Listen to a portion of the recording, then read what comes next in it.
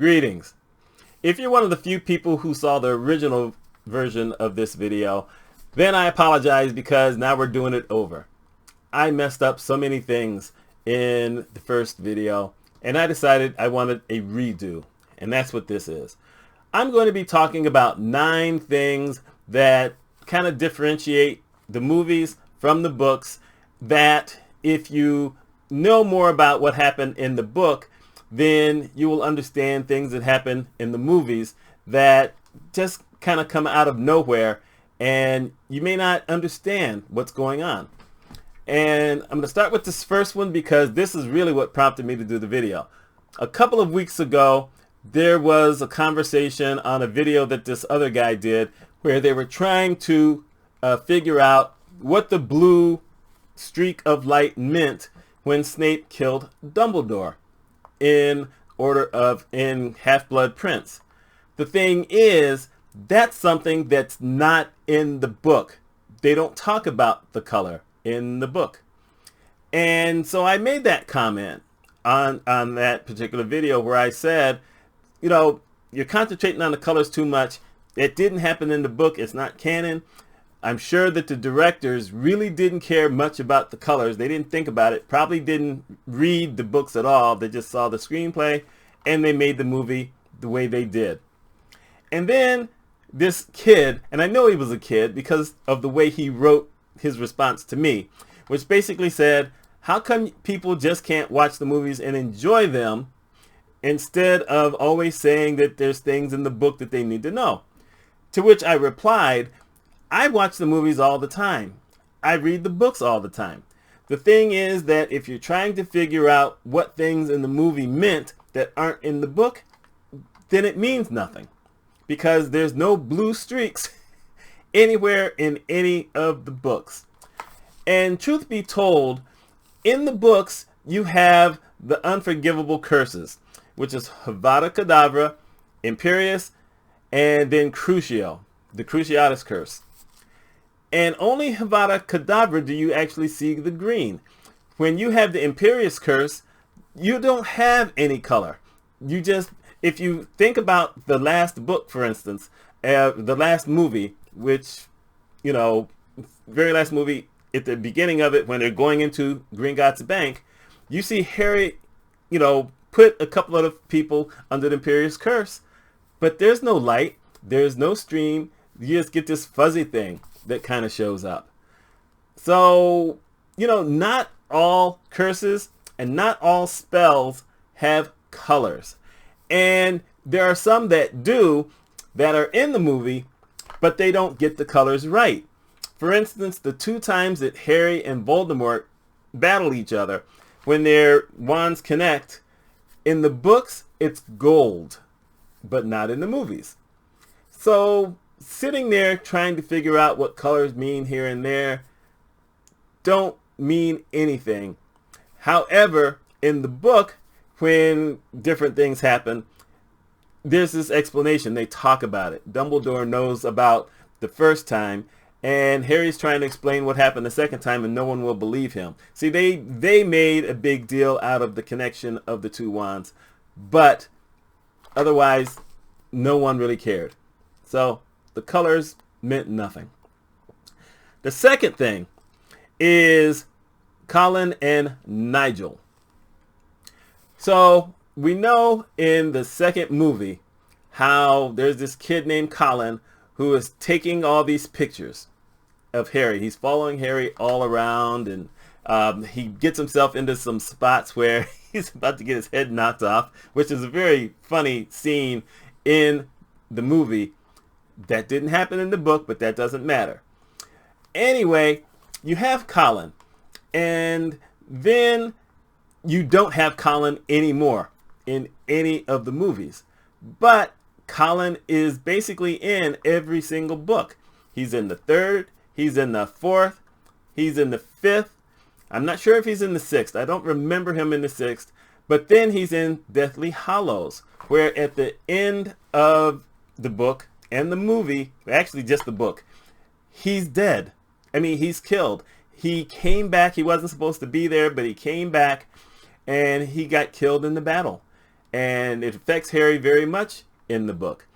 But in the movies, we had Colin, and then we didn't. Next thing you know, in the 5th movie, we have Nigel. And Nigel don't look like Colin. And what happened to Colin is the actor who played him grew up. I mean, it took 2 years between the 2nd and 3rd movie. And like regular life, the kid who played Colin grew. He got really tall. Suddenly, he didn't fit the role. So they took him out. And then they brought in Nigel for the 5th. But that's the only time you see him. I don't remember seeing him in the 7th or 8th movie. So if he's there, y'all let me know, because I don't remember seeing him. But it was kind of an interesting takeaway, because the first couple of times I saw, all the movies, because that's what I did, saw all the movies at the same time a couple of times after I had to buy, after I bought all of them. And it wasn't until then that I said, hey, whatever happened to Colin, and who's Nigel? Because there's no Nigel in the book. So that's a little interesting thing. The third thing, let's talk about the Imperial Curse and Harry, because we don't see the Imperial Curse all that often in the movies. Matter of fact, I can only remember it being used in the last movie, in Gringotts, which I mentioned earlier. Well, in the books, it's actually brought up in the 4th book, when Mad-Eye Moody, it's not really Mad-Eye Moody at the time, it's not really him. Everyone knows that now, but at the time, we don't know that. But at the time, he decides to show all the students what the Imperial Curse actually looks like by putting it on all of them, which is actually supposed to be against the Ministry of Magic rules, but, they're breaking them. So he's putting it on every student, making them do things that sometimes they could never do without being on the Imperial Curse. And so now it's Harry's turn, and Mad-Eye puts it on him, and Harry talks about how wonderful it feels, and he feels so happy, and nothing hurts, and he can do almost anything. And then Moody wants him to do something. He wants him to jump up on a desk. And Harry gets to the desk, and he's getting ready to do it, and then he thinks, no, it seems like a stupid thing to do. Why would I want to do that? I don't want to do it. And so he doesn't. Although the very first time, he still bumps into the desk. It was like he had kind of a minor conflict, and that takes him out of it. But he didn't go for it. Then Moody does it to him a few more times, and Harry can totally block it. It doesn't work on him. And Moody says, see what Potter did? He's able to fight it. It can be fought if you're strong-willed. And the reason that would have been cool to be in the movie is because in the scene where Harry and Voldemort are getting ready to duel, what you see is Voldemort puts the Imperial Curse on Harry in the book. And Harry gets that feeling again of how everything feels wonderful. And then Voldemort tries to get him to do something, and he won't do it. And Voldemort is stunned because no one has ever been able to, not go under the Imperial Curse. And he didn't know that the fake Moody had already found that out. So he's totally thrown off. That would have been cool to kind of see in the movie how Voldemort, realizes, wait, this is a different deal entirely. So that would have been cool to see. The next thing is when Snape is told to teach Harry Oclumency. So in the movie, Harry has this vision of Mr. Weasley being attacked by the snake, and initially he's not supposed to know where it is. In the movie, it looks like he knows where it is, and Dumbledore can send out the couple of people who are in the pictures to go find out what's going on with Mr. Weasley. And then Snape shows up, and Dumbledore says to Snape, we need to teach Harry some things now. Please take him down and go do this. And in the movie, Snape takes him down into his little dungeon office there, and he tells him, we're going to teach you Oclumency so you can block your mind. That's not how it happens in the book. And I understand you can't put everything in the movies that are in the books. But in the book, Harry has the same vision. He doesn't know where it is. Ron helps him go to see Dumbledore along with Professor McGonagall. And then McGonagall goes and gets the rest of the family, where now Dumbledore sends out the picture people, former headmasters. And they get Arthur and they get it all taken care of, and somehow they're able to get him out of the ministry because he's in the ministry protecting something, which we'll get to later. And Dumbledore sets up a port key so he can get everybody out of there before Umbridge shows up.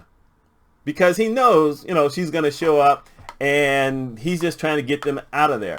And it's not until the Christmas holidays, when they're getting close to ending, where Snape shows up at Sirius's place and tells Harry he's going to be learning Oclumency at that time period.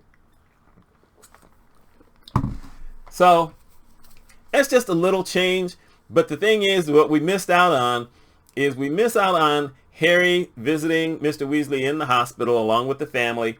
There was kind of a plot thing in the fact that there were a couple of other people in the book who were protecting what I'm going to be talking about in a little bit, who ended up in the hospital, and one of them got killed by a plant. And they also run into Lockhart, who is in the second book and second movie. And that was kind of funny. And the story about Neville, where in Order of the Phoenix, you see Harry and Neville are basically in the room of requirement by themselves. And Neville has this picture of, Bellatrix and some of the rest of them. And he says his mother was, his parents were both they were both tortured into insanity by Bellatrix. And he was hoping to get his revenge. But in the book, they run into Neville, and that's where they find out that Neville's parents had been tortured by Bellatrix and a few other people, and Harry knew about it because Dumbledore had already told Harry, and he'd asked Harry not to say anything.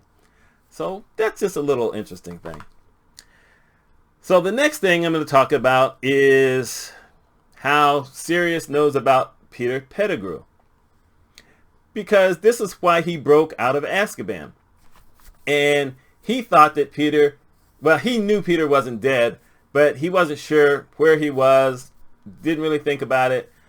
And so in the movie, what you see is that he's actually going after Scabbers, Ron's rat, and he pulls Ron in and into the Shrieking Shack, and Ron, tells everybody it's him, it's Sirius Black. He's an animagus. And the next thing you know, Lupin shows up, and he now knows that Peter Pettigrew is in the room. But he doesn't fully understand how Sirius knows about it. And all Sirius says is that as soon as he saw this picture, that he knew that Peter Pettigrew was at Hogwarts. And they don't fully explain that. So what happens in the book is Fudge is telling folks what happened. They're discussing it in the book. Actually, they're discussing it in one of the pubs. Whereas, they weren't in a pub when they did it in the book. They were in different areas. They were in a secret room, whatever. And what happens is Fudge is telling the story of going to the jail, going to Azkaban, and seeing Sirius standing up, looking normal. And Sirius asks, "Minister, are you done with the newspaper?" So he gives it to him. And that is when Ron and the family had their picture on the front cover talking about how Mr. Weasley had won 700 galleons, and the family had decided to take a trip to Egypt to visit the oldest son. And Sirius sees in the picture the rat, and it's missing a finger, and he puts it all together and says, hey, wait a minute. Peter is going to be at Hogwarts. I'm going to go kill him. And that's really how the whole thing started. So we missed that little bit, but, you know, it's just a little thing to take care of as far as how did he know? You know, how did he come to knowing that this was happening? It's just a little something that, like I said, it's in the book. That's not in the movie. The next thing is we're going to talk about the Arch. So the thing about the Arch in Order of the Phoenix is that when we're watching it in the movie, Harry and his friends are all down there with the Death Eaters, and Harry is being coerced into giving up the prophecy. And the prophecy, I'm going to talk a little bit more about that later on, but it's the ball that's got the smoke inside it, the smoke clouds, whatever you want to call it. And what ends up happening is that the Order of the Phoenix folks show up, the battle ensues, and during the battle, Lucius Malfoy drops the prophecy and it busts. And you see his eyes, you know, bulge out. And that's interesting, but it's not how it happened in the book. In the book, a lot of things happen. Harry and his friends get to the Ministry. They go through a whole bunch of adventures before they run into the Death Eaters, and then a whole bunch of adventures afterwards. And everybody gets hurt except for Harry. And the only one who can actually still make it down into where the Arch is happens to be Neville. And Neville's not totally right. And it ends up being Neville who kicks the prophecy and has it bust because someone else put this curse on him. Not curse, put a spell on him. So you have that, and then you have the Order of the Phoenix battling the Death Eaters, and Dumbledore shows up. And then Dumbledore just starts kicking butts everywhere. I mean, you know, some of the Death Eaters are trying to run. You know, Dumbledore's kind of cool. It's like, nah, you ain't going nowhere. Come back here. And he just gets them all except for Bellatrix. But, you know, it's interesting enough because, like I said, no one else shows up there. And in the movie, of course, when Voldemort basically invades Harry's body, you see in the movie that Harry's friends all show up. And truthfully, I like that better than how it happened in the book. Because in the book, they don't show up. Dumbledore is able to get them all back to Hogwarts so that they can all be treated. But I think having his friends there was really a beautiful moment. So I applaud that. Good move, whoever directed that one. I'm not sure if that was Yates or not. But, you know, that's just a little bit different. And while we're talking prophecy, let's go to the next thing, which is why Snape changed sides. So Snape was a Death Eater who then decided to work for the Order of the Phoenix and with Dumbledore. And what in the movie what you see is Snape's dream or his vision where he is showing himself trying to convince Dumbledore to save Lily and save the family, and that Voldemort is going to go and kill everybody. And then Dumbledore says, what are you going to do for me? And Snape says, anything. Well, what we're missing is that in Half-Blood Prince, Dumbledore is telling Harry a story about meeting Trelawney and her basically all of a sudden having this vision, which ends up being the prophecy. And part of it is that Snape was outside.